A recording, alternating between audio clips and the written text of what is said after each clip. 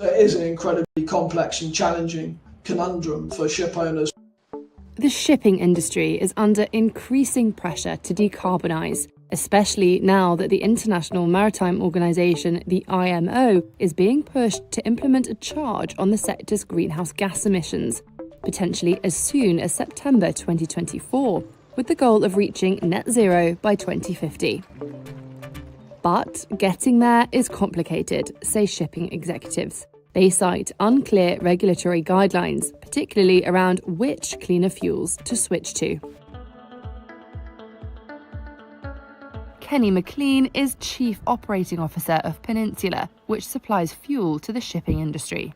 We obviously empathise with the complexity that the variety of regulatory regimes are placing upon what are essentially our customers and also us to an extent as well, because we operate ships. I think the big issue about the new fuels regulatory guidelines is that there's a lot of them and that they are to an extent overlapping. But most importantly, I think is they come from different either national, regional or international bodies. Shipping accounts for roughly 90% of world trade and is responsible for nearly 3% of the world's carbon dioxide emissions.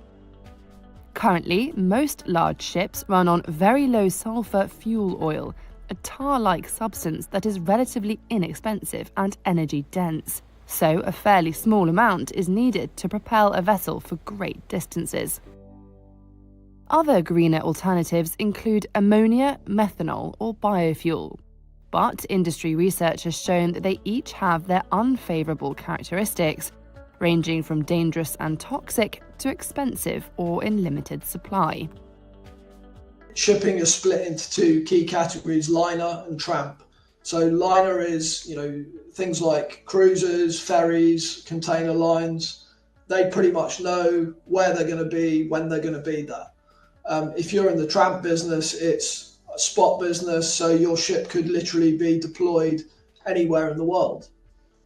So if you have more certainty over where your ship's going to be deployed, you equally have more certainty over the fuel propulsion system that you can choose, because you know what is available today or what is likely to be available in the future in a given port. If you're in the tramp trade, however, you're going to need as much flexibility as possible. So that's when we're looking at hybrid propulsion systems. It could be traditional fuels coupled with something like LNG. LNG, which stands for liquefied natural gas, powered this 8,000-passenger Royal Caribbean cruise ship on its maiden voyage in early 2024. The company says the cleaner burning fuel makes the vessel 24% more efficient when it comes to carbon emissions than required by the IMO.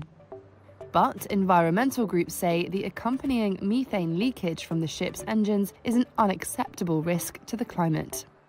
Brian Comer, director of the Marine Programme at the International Council of Clean Transportation. LNG isn't a short-term or a long-term solution, because the moment that you start using LNG as a marine fuel, including in cruise ships, you actually start to emit more greenhouse gas emissions than if you had done nothing. It's actually a step in the wrong direction.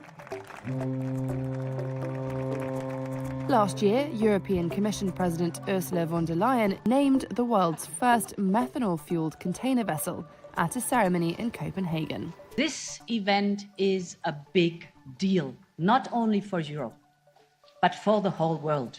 By successfully decarbonizing shipping, we're not only promoting our fight against climate change, we're also creating new supply chains, new industries, and thousands of new good jobs.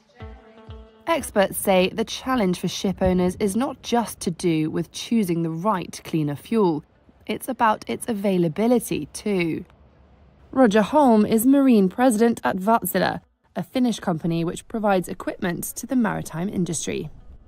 Here you have the chicken and egg problem with these fuels, that companies are not ready to invest when they don't know exactly the financial impact. They don't know when the fuels will be available. And this means that if you want to build up now green fuel production as a fuel provider, you are not ready to invest because no one will sign off-take agreements for you. Most vessel engines are designed to take one type of fuel and have an average 25-year lifespan. So, given the lack of longer-term regulatory framework, many in the industry are reluctant to purchase entire new fleets or retrofit current engines in order to run cleaner fuels. The IMO's draft plans to implement a fuel standard and emission prices are still open for discussion, but the pressure is on to chart a course, which could be adopted or amended